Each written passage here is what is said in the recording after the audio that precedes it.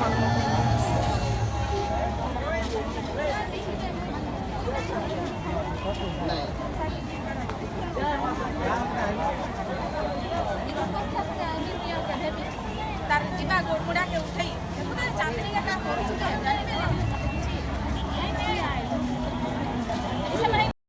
आम पहुँची जाइए नुआ समलेश्वरी मंदिर। बहुत ब्यूटीफुल बनाई बहुत बढ़िया। तो आप देखिपे बहुत लोग आज आसिक दर्शन पर भीड़ जमी सब सुविधा अच्छी।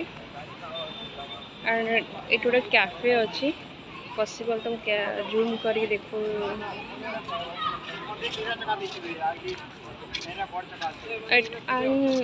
गेट 1 गेट 2 दीटा अच्छे। आम गेट 1 रे एम्बियंस एंट्री कलु।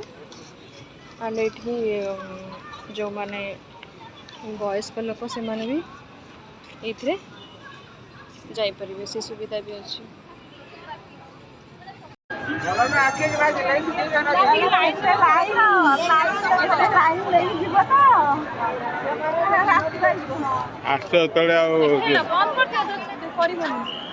छाण मु कर देखो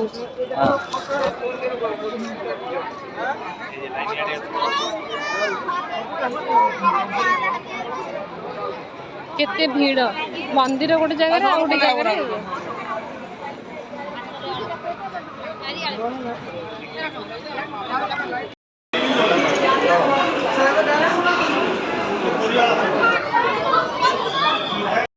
मृगा विनोदी एक अचंबित कथा दुष्टपटे हेले अवगत।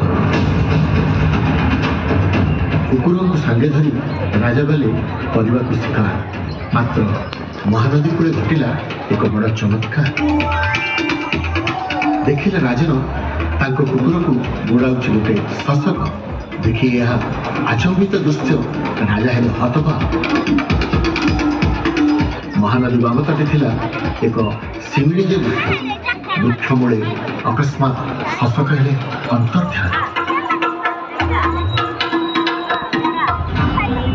देखी चिंतामग्न राजा शिविर को करे प्रस्थान।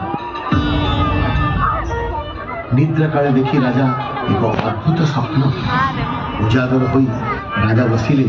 तुरंत देवी समलेश्वरी स्वप्न पाइले नदी बक्षे रही अच्छी गुमदर रहुछि मुई एबे ताहारी मध्य।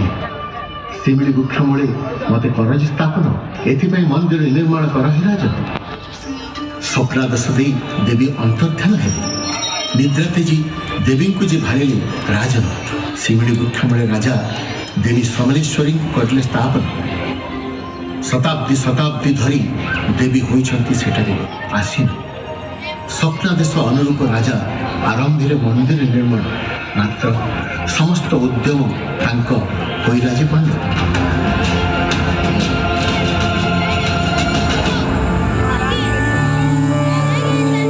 देवी समलेश्वरी परम भक्त बलराम पाणिग्राही और तांक पत्नी आसिले आगे संपन्न करने को मंदिर निर्माण। मूर्ति तोर रहस्य पृथ्वी गर्भर प्रति वर्ष 3 पर्व हुई पालित। पुरपल्ली हर्षोल्लासी हुए विगणित। हस्ते धरी पुष्पांजलि सर्वपुरवासी मां पर्वरे माती होइथांती खुशी।